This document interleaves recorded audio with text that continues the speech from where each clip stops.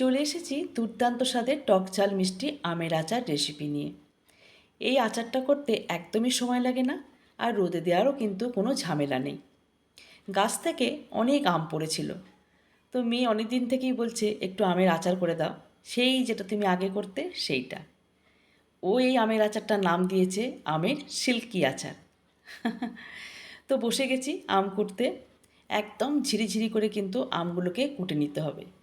গাছ থেকে পড়েছে তো অনেক আম কিন্তু থেঁতোও হয়ে গেছে, নষ্টও হয়ে গেছে। তো আমি একটু বাদ দিয়ে দিয়ে আমগুলোকে কেটে নিচ্ছি। তোমরা যদি আমের আচারটাকে স্টোর করে রাখতে চাও তাহলে কিন্তু একদম ফ্রেশ আম দিয়ে আমের আচারটা তৈরি করার চেষ্টা করবে। যেহেতু আমার মেয়ে খুব তাড়াতাড়ি এটা শেষ করে ফেলবে, হোস্টেলে নিয়ে যাবে, বন্ধুদের সাথে খাবে, তো সেই জন্য আমি যেগুলো খারাপ হয়ে গেছে সেগুলো বাদ দিয়ে দিয়ে আমি আমের আচারটা তৈরি করছি।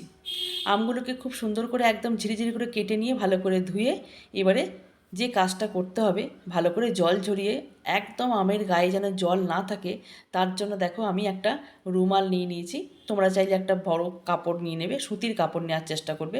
সুতির কাপড়ে কিন্তু জলটা অ্যাবজর্ব কিন্তু বেশি ভালো হয়, তো সুতির কাপড় অবশ্যই নেবে। তো ভালো করে আমগুলোকে চাড়িয়ে আমি ফ্যান চালিয়ে দিয়েছি। ওপরটা খুব ভালো করে শুকিয়ে গেছে। এরপর কাপড়টা দিয়ে খুব সুন্দর করে আমগুলোকে মুছে নিচ্ছি যাতে একটুও জল না থাকে। জল থাকলে কিন্তু আমের আচার বেশি দিন থাকে না, নষ্ট হয়ে যায়। এরপর দেখো কিছু জিনিস আমি এখানে অ্যাড করব। একটা পাত্রের মধ্যে আমগুলোকে নিয়ে নিয়েছি, দিয়ে দিচ্ছি চিনি, সামান্য একটু নুন, কাশ্মীরি লাল, ঝাল লঙ্কার গুঁড়ো, হলুদ গুঁড়ো। খুব ভালো করে এগুলোকে নিয়ে একদম মিক্স করে নিতে হবে। আর সবচেয়ে বড় কথা হলো এই আচারটা করতে কিন্তু একটুও তেল লাগবে না। বিনা তেলে এই আচারটা তোমরা করে নিতে পারবে। তো দেখো খুব ভালো করে কিন্তু এটাকে আমি মেখে নিচ্ছি। মাখতে মাখতে কিন্তু অনেকটা জল ছেড়ে আসবে আর আমগুলো খুব সফট হয়ে যাবে।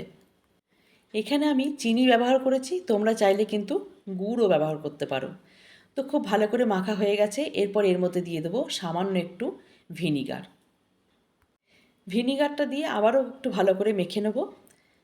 তো আমার দেখো মোটামুটি এটা কমপ্লিট হয়ে গেছে। এরপর এটাকে আমি গ্যাসের ওভেনে বসিয়ে দেবো। এবার দেখো আমগুলো দিয়ে কতটা জল বেরিয়েছে। গ্যাসের ফ্লেমটা মিডিয়াম টু হাইতে রেখে একটু ফুটিয়ে নেব। তোমরা হয়তো ভাবছো তেল ছাড়া আবার আমের আচার কী করে তৈরি হয়। একবার তোমরা বাড়িতে ট্রাই করেই দেখো না, দুর্দান্ত এর স্বাদ হয়, ভীষণ ভালো খেতে হয়। আমটা আমার ফুটে এলে পরে গ্যাসের ফ্লেমটা একদম লো করে দিয়েছি। দেখো একদমই কিন্তু বেশি টাইম লাগে না, মোটামুটি আমার আচারটা কিন্তু হয়েই এসেছে, দেখতেই পাচ্ছ। এরপর আমি হাত দিয়ে একটু চেক করে নেব যে একটু চটচটে ভাবটা এসছে কিনা। আমের আচারের স্বাদ দ্বিগুণ করার জন্য দিয়ে দেবো একটা ভাজা মশলা। এখানে আমি গোটা ধনে, গোটা জিরে আর শুকনো লঙ্কা ড্রাই রোস্ট করে গুঁড়িয়ে নিয়েছি। এই ভাজা মশলা দিলে আচারের স্বাদটা কিন্তু আরও দ্বিগুণ হয়ে যায় আর গন্ধটাও দুর্দান্ত হয়। তো মোটামুটি আমার দেখো আচারটা কিন্তু রেডি হয়ে গেছে। এরপরে এটাকে ঠান্ডা করে একটা বয়ামে আমি ভরে দেবো। এখন একদম অল্প করে আচারটা বানালাম মেয়ের জন্য, পরে আমি ফ্রেশ আম দিয়ে বড় করে আচারটা আমি বানিয়ে রাখবো। তো কেমন লাগলো রেসিপিটা একটু কমেন্টে জানিও। ভালো লাগলে পরে অবশ্যই করে কিন্তু একটা লাইক করে দিও। যারা আমার চ্যানেলটাকে সাবস্ক্রাইব করোনি তারা প্লিজ আমার চ্যানেলটাকে সাবস্ক্রাইব করে দিও। যারা আমার চ্যানেলটাকে সাবস্ক্রাইব করেছো তাদেরকে অসংখ্য ধন্যবাদ। সবাই খুব ভালো থেকো, সুস্থ থেকো। নেক্সট ভিডিও আসছে তোমাদের জন্য।